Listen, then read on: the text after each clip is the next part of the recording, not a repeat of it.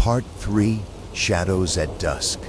The dusk stained the lake, oil on water fracturing the pine's reflection into shivering emerald shards. Arthur watched from the porch, lukewarm coffee await in his hand, as the figure detached itself from the tree lane.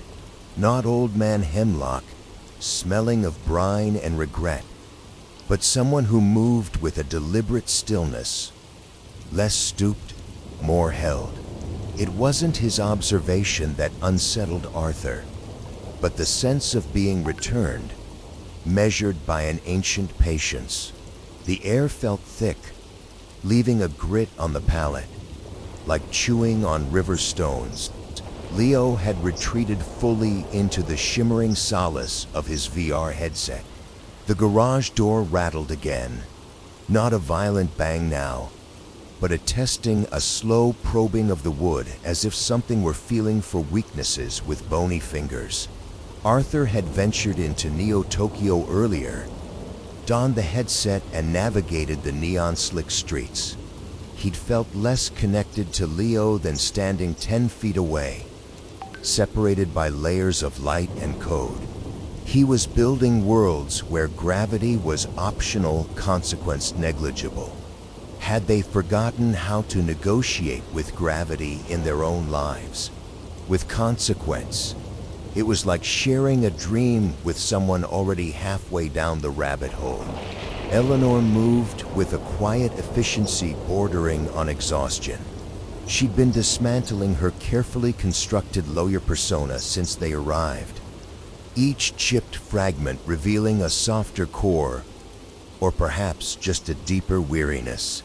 Clara, sensing her mother's melancholy, had begun to draw gestures with mournful eyes, tiny watercolor portraits that seemed to capture Eleanor's silent questioning.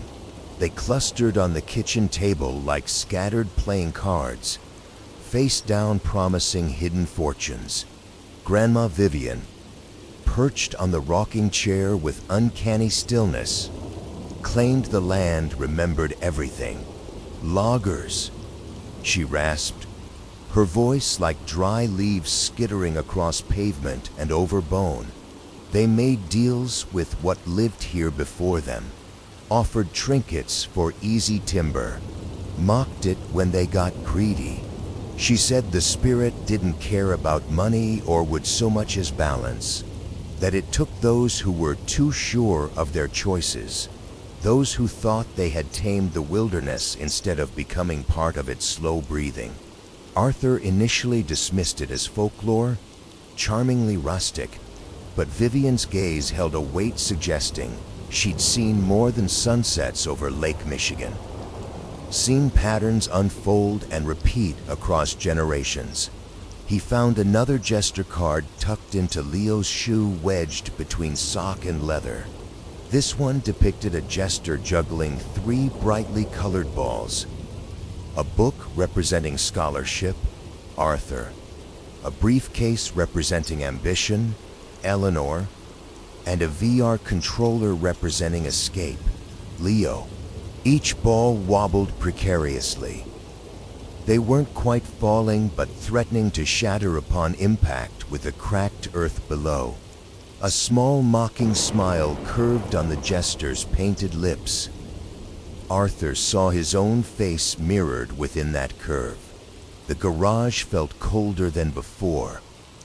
Not temperature cold, but emotionally, radiating a loneliness that settled into your bones like frost.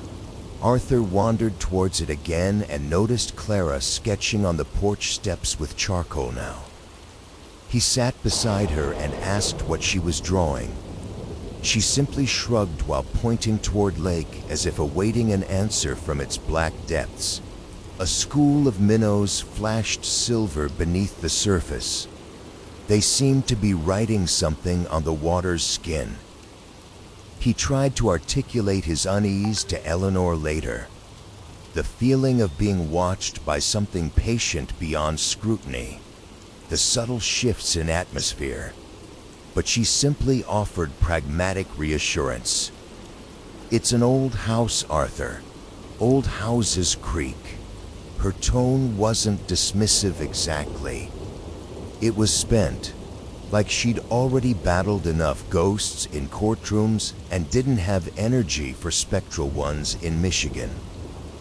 He remembered her telling him once about delaying children for years, how partnership demanded sacrifice, how ambition required focus.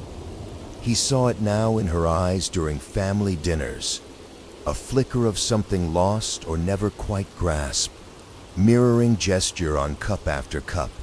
The loss wasn't necessarily regret.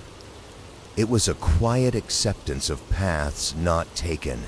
The lake lay flat and obsidian under the rising moon, a vast mirror reflecting both sky and uncertainty.